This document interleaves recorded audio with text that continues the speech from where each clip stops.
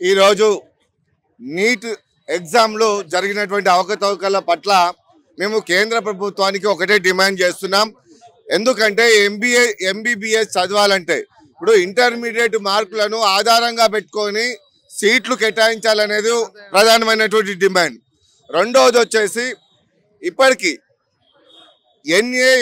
NAT director general Prabodh Kumar ఉన్నాడు ఒకతను, అతన్ని వెంటనే అరెస్టు చేసి జ్యుడిషియల్ కస్టడీ మీద శిక్షించాల్సిన బాధ్యత కేంద్ర ప్రభుత్వం మీద ఉన్నది.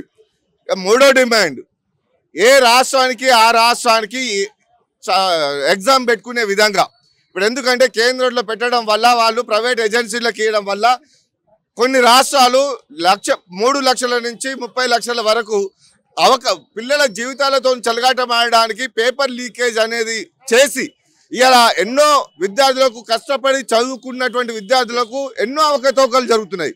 ఇలాంటి అవకతవకలు జరగొద్దంటే రాష్ట్ర ప్రభుత్వాలకు ఇవ్వడమే ప్రధానమైనటువంటి ఇది ఒకటి. అయితే రెండవది, ఇప్పటికీ ఇలా పిల్లలకు చదువుకొని ఒక స్థాయికి వెళ్ళాలనుకున్నటువంటి వాళ్ళు ఒకే సెక్షన్లో ఒకే సెంటర్లో 30-40 మందికి ఎట్లా రిజల్ట్ వస్తుంది? అంటే కేంద్రంలో ఉన్నటువంటి విద్యార్థులంతా చదువుకోలేదా?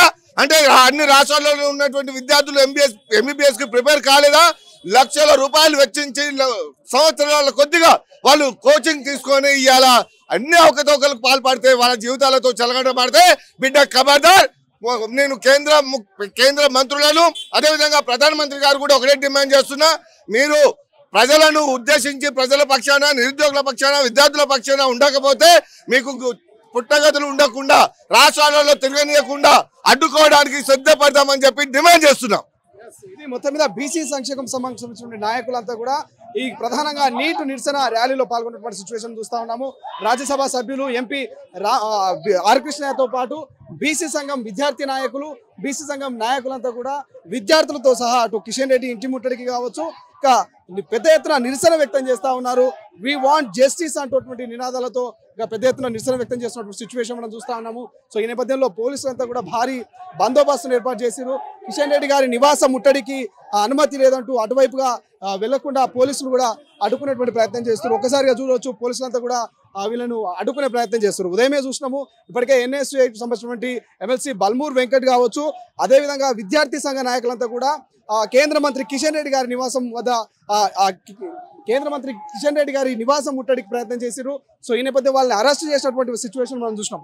సో మరోసారి ఏదైతే బీసీ విద్యార్థి సేన రాష్ట్ర అధ్యక్షులు వేముల రామకృష్ణ, అదేవిధంగా ఎంపీ ఆర్ కృష్ణయ్య గారి ఆధ్వర్యంలో భారీ స్థాయిలో ఒక ర్యాలీ అయితే తరలి వస్తున్నటువంటి పరిస్థితి. సో వి వాంట్ జస్టిస్, నీటు పరీక్షను రద్దు చేయాలంటూ కూడా విద్యార్థి నాయకులంతా కూడా డిమాండ్ చేస్తున్నటువంటి సిచ్యువేషన్ మనం చూస్తున్నటువంటి పరిస్థితి. సో కేవలం తెలుగు రాష్ట్రాల్లోనే కాదు దేశవ్యాప్తంగా నీట్ పరీక్ష రద్దు చేయాలంటూ పెద్ద ఎత్తున నిరసన వ్యక్తమైనటువంటి సిచ్యువేషన్ మనం చూస్తా ఉన్నాం. అసలైన తొలి వెలుగు. ఫాలో వాట్సాప్ @తొలి వెలుగు official.